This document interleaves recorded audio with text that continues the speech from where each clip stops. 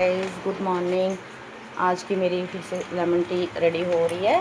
तो lemon tea में मैं बताती हूँ मैं क्या क्या डालती हूँ। पहले पानी डालते हैं, उसमें फिर एक दालचीनी का टुकड़ा डालती हूँ, थोड़ी सी अजवाइन डालती हूँ, सौंफ डालती हूँ, फिर काली मिर्च का पाउडर, उसके साथ फिर काला नमक मैं बाद में डालती हूँ।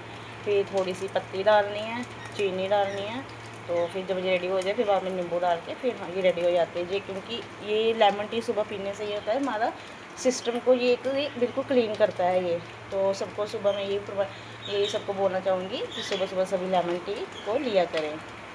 और साथ में इधर सुबह सुबह मेरी ब्रेकफास्ट में भिंडी की सब्ज़ी बन रही है। मेरी बेटी ने टिफ़िन लेके जाना है, तो बेटे को अभी नहीं भेजूँगी। वो ठीक है, मैंने बताया था ना कल का, उसको डॉग ने बाइट किया हुआ है, तो इसलिए अब वो आज घर पे ही है।